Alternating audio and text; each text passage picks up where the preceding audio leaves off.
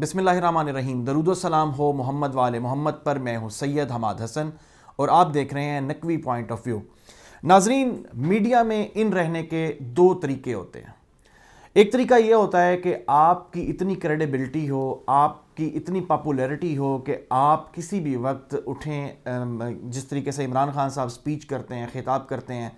اور مطلب وہ جتنے بھی ٹائم سے کر رہے ہیں تو لاکھوں میں لوگ ان کی ویورشپ سیم ٹائم پہ آ رہی ہوتی ہے۔ ایک یہ طریقہ کار ہوتا ہے، لیکن اس کے لیے آپ کی پاپولیرٹی، اس کے لیے آپ کا سچا ہونا، اس کے لیے آپ کا حق پہ ہونا، اس کے لیے آپ کا یعنی کہ ایک مضبوط اعصاب کا بندہ ہونا، آپ کتنا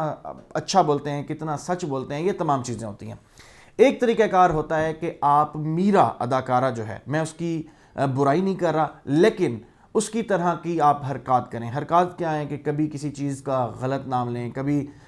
کسی بھی طریقے سے مطلب میڈیا میں ان رہنے کے لیے وہ جس طریقے سے غلط انگلش بولا کرتی تھی، میں کوئی غلط بات ان کے حوالے سے نہیں کروں گا، لیکن یہ والی حرکات کر کے یا اس طرح کی چیزیں کر کے وہ کافی ٹائم میڈیا میں ان رہی ہیں۔ تو یہ جو ہماری مریم بی بی ہیں، مریم صفدر امان صاحبہ، آج کل بالکل ان کا سیم وہی کردار ہے جس طریقے سے میرا کا کردار تھا۔ یعنی کہ جب بات کریں گی، کسی بک کا نام لینا ہوگا، کسی رائٹر کا نام لینا ہوگا تو اتنے کٹ لگانے پڑتے ہیں، یعنی کہ انہیں پتہ ہی کچھ نہیں ہے، بیسیکلی اعداد و شمار نہیں ہے، بیسیکلی نالج نہیں ہے، لیک آف نالج ہے، لیکن کیونکہ موروثیت ہے ہمارے پاکستان میں تو لہٰذا ایک وزیر اعظم کی بیٹی ہیں تو اس ٹائم بہت سے قابل لوگوں کو چھوڑ کے ان کو سینئر نائب صدر بنایا گیا، اور آج کل وہ اپنی صرف پارٹی ہی کی تضحیک نہیں کروا رہی بلکہ اپنی بھی بہت زیادہ تضحیک کروا رہی ہیں۔ میں جو میرا انالیسس ہے اس کے مطابق یہ ہے کہ یہ باتیں جان کے اس طرح کی کرتی ہیں، ان کا مذاق بنتا ہے اور یہ میڈیا میں ان رہتی ہیں۔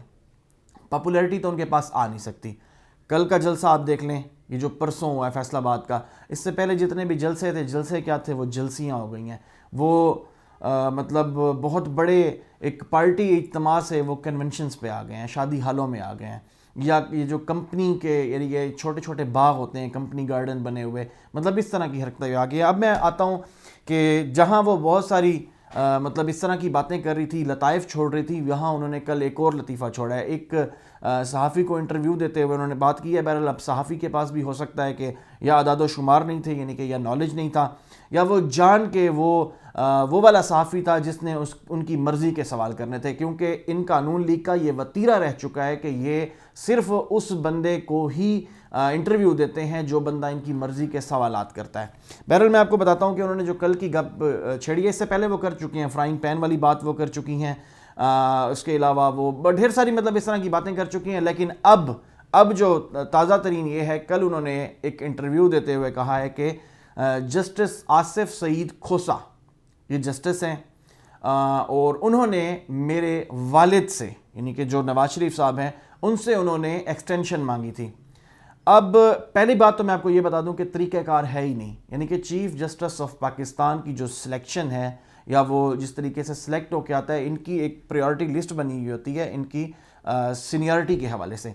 تو جو آتا ہے یعنی کہ یہ اس طرح کا نہیں ہے کہ جس طرح آرمی چیف تو وزیر اعظم سلیکٹ کرتا ہے نا، اس طریقے سے چیف یعنی کہ جو یہ ہوتا ہے چیف جسٹس ہوتا ہے، chief justice of Pakistan supreme court کا، اس کو کسی بھی صورت گورنمنٹ نہیں کر سکتی۔ اس میں یہ ہے کہ جو نمبرنگ لگی ہوئی ہے اس کے تحت ہی آنا ہے، اگر کسی کا چوتھا نمبر ہے تو وہ چوتھے نمبر پہ ہی آئے گا، اس سے پہلے وہ نہیں آ سکتا، اور یہ باقاعدہ پاکستان کے آئین میں ہے، مطلب یہ آئین و قانون میں یہ چیز ہے۔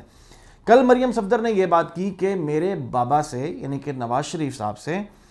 جسٹس آصف سعید کھوسہ نے ایکسٹینشن طلب کی۔ اب ایکسٹینشن طلب تو تب کرتا کہ جب آپ کے بابا وزیر اعظم ہوتے، اب ان کا جو حلف لینے کا ٹائم تھا جسٹس آصف سعید کھوسہ کا، اور ایکسٹینشن ہمیشہ کیا ہوتا ہے کہ جب ڈیوریشن یا جب ٹائم بڑھ جاتا ہے۔ میں آپ کو بتاتا ہوں کہ 18 جنوری 2019 کو جسٹس آصف سعید کھوسہ نے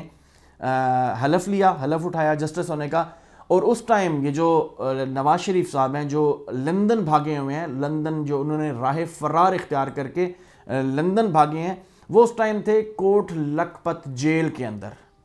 اب جسٹس آصف سعید کھوسہ نے جس ٹائم حلف لیا، نواز شریف اس ٹائم تھے جیل کے اندر، اور جب ان کا وہ ٹائم ختم ہوتا ہے یعنی کہ 21 دسمبر 2019 ان کی ریٹائرمنٹ کا دن ہے، اس ٹائم نواز شریف صاحب کہاں تھے؟ وہ اس ٹائم لندن فرار ہو چکے ہوئے تھے کامیابی سے، اور وہ کس طریقے سے کس ڈیٹ کو کامیاب ہوئے تھے؟ 19 نومبر 2019 کو ان کی فلائٹ تھی. یہ تمام چیزیں اب آپ ان کو کمپیریزن کریں تو یہ سوائے ایک گپ کے نہیں ہے. پہلی بات یہ ہے کہ آئین و قانون میں وزیر اعظم یا کوئی بھی شخص، چیف آف آرمی اسٹاف جتنا بھی طاقتور ہو پڑا، اس سے زیادہ طاقتور یا لوگوں کی، عوام کی طاقت سے، ووٹ کی طاقت سے آیا ہوا وزیر اعظم بھی اس چیز کا حق نہیں رکھتا، صدر تک نہیں رکھتا. تو یہ کیسے کہہ سکتے ہیں کہ اس کے بابا نہیں؟ تو یہ بیسیکلی وہ چھوٹے ٹولز استعمال کر رہی ہیں اپنے آپ کو میڈیا کے اندر ان رکھنے کے لیے، اس کے علاوہ اور کچھ بھی نہیں ہے. تو یہ خاتون، اب میں سمجھتا ہوں مجھے یہ اس طرح کی بات نہیں کرنی چاہیے، لیکن جو انالیسز یہ کہتا ہے کہ یہ سٹھیا چکی ہیں. ان کو عمران خان کی پاپولیرٹی سے اس وقت اتنا خوف ہے کہ الیکشن کا ان کے سامنے نام لے تو یہ یا تو صدیق جان جس طرح کہتے ہیں کہ ان کا وضو ٹوٹ جاتا ہے. میں یہ کہتا ہوں کہ الیکشن کا نام لیں تو یہ اس طریقے سے بھاگتے ہیں جیسے پچھلی جنگوں میں لوگ بھاگتے رہے ہیں. بہرحال اس کے علاوہ میں سمجھتا ہوں کہ کوئی بات نہیں ہے. اب یہ میرا کی طرح کی حرکات کر کے میڈیا میں ان رہ رہی ہیں، اس کے علاوہ اور کچھ نہیں ہے. اور میں سمجھتا ہوں کہ یہ والی بات، یہ جو اگر جو صحافی صاحب گئے ہوئے تھے نا، جو بھی، تو ان کو یہ چاہیے تھا، ہو سکتا ہے ان کے ذہن میں بات نکل گئی، انہیں پتا ہو، بہت کچھ پتا ہوتا ہے صحافی کو. صحافی جب بھی انٹرویو کرنے کے لیے جاتا ہے وہ اعداد و شمار کے ساتھ جاتا ہے، وہ فیکٹس فائنڈنگ کر کے جاتا ہے، پوری ٹیمز ہوتی ہیں فیکٹس کو فائنڈ کرنے کے لیے.